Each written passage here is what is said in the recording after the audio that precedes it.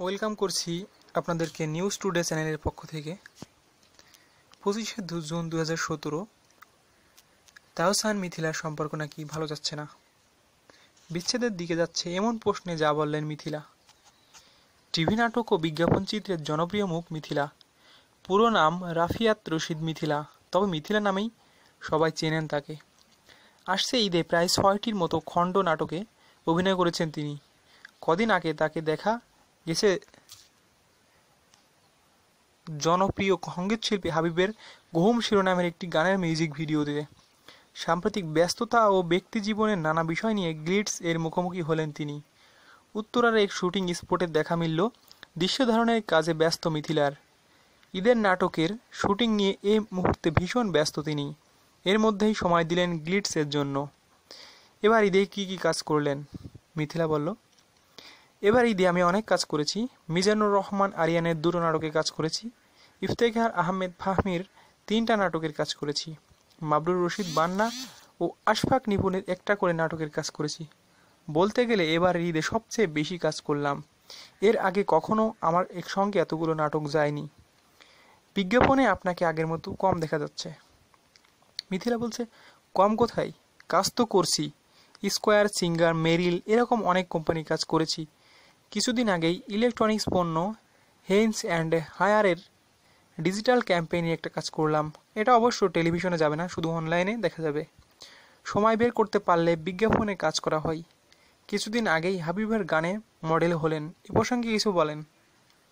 এটা আসলে আমার জীবনের প্রথম মিউজিক ভিডিও। শুধুমাত্র হাবিবের কারণেই কাজটা করেছি, তা না হলে মিউজিক ভিডিওতে জীবনেও কাজ করতাম না। আমি হাসি দিয়ে বললেন, কেন করতেন না? মিউজিক ভিডিওর প্রতি অনিচ্ছার কারণটা কি? আসলে মিউজিক ভিডিও ব্যাপারটা একটু আলাদা। প্রস্তাব পেলেও আমি কখনো কাজ করিনি এর আগে। ঘুম গানটাতে দেখবেন বেশ রোমান্টিক কিছু দৃশ্য আছে। সমুদ্রের পাড়ে হাবিবের হাত ধরে হেঁটেছি। এটা আসলে আমার নতুন অভিজ্ঞতা ছিল। হাবিব যখন আমাকে এই গানের জন্য কাজ করতে বলল, তখন আমি ভাবলাম আগে তো কখনো কোনো গানের মডেল হয়নি, এবার না হয় হলাম, নতুন কিছু করা হবে। এ কারণে রাজি হয়েছি। আর হাবিব তো আমাদের বন্ধু, তার অনুরোধও ফেলতে পারিনি। তাহলে এখন থেকে আপনাকে মিউজিক ভিডিও দেখতে পাবে দর্শক? একেবারেই না। আমি ঠিক করেছি নিজের গান ছাড়া অন্য কারো গানে কখনোই মডেল হব না। তাহসানের সঙ্গে আপনাকে বিজ্ঞাপন এবং নাটকে দেখা গেছে, কিন্তু মিউজিক ভিডিওতে দেখা যায়নি কেন? আসলে আমি তো গান গাই, গান লিখেছিও কিছু, তাই গানের জন্য মডেল হতে আমার ইচ্ছা করেনি কখনো।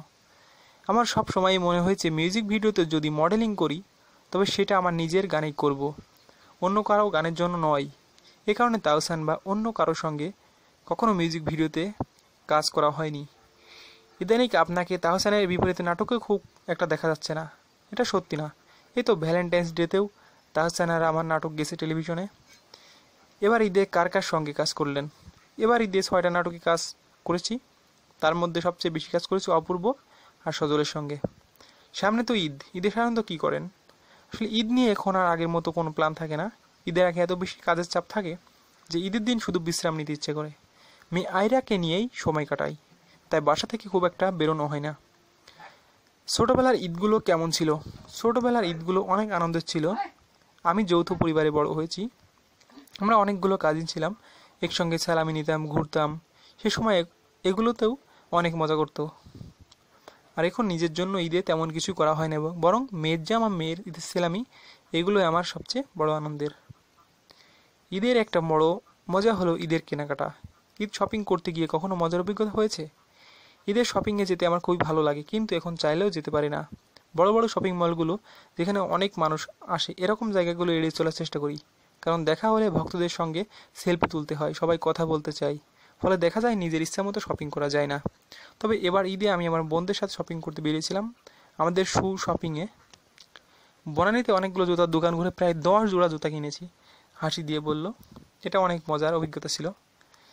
ঈদের সময় ছাড়া নাটকে খুব একটা দেখা যায় না কেন? হ্যাঁ, আমি যেহেতু একটা ফুল টাইম চাকরি করি, কাজে সেখানে অনেক সময় দিতে হয়। সপ্তাহে 5 দিন অফিস করে 2 দিন শুটিং করা খুবই কঠিন কাজ। শুক্র, শনিবার আর সরকারি ছুটির দিন ছাড়া আমি চাইলেও অভিনয়ের জন্য সময় বের করতে পারি না।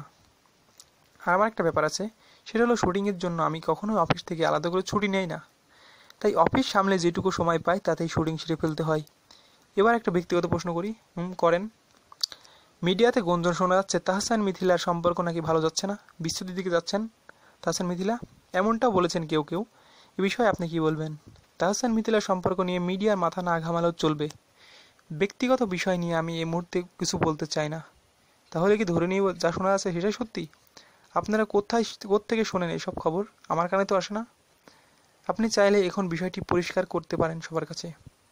দেখেন, আমার যদি কখনো মনে হয় আমার ব্যক্তিগত লাইফ নিয়ে কথা বলবো, তখন যখন সময় হবে নিজেই বলবো, এখনও কিছু বলবো না। এতক্ষণ আমাদের সাথে থাকার জন্য ধন্যবাদ সবাইকে। আল্লাহ হাফেজ।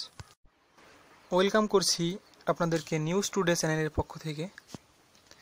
25শে জুন 2017, তাহসান মিথিলার সম্পর্ক নাকি ভালো যাচ্ছে না, বিচ্ছেদের দিকে যাচ্ছে, এমন প্রশ্নে যা বললেন মিথিলা।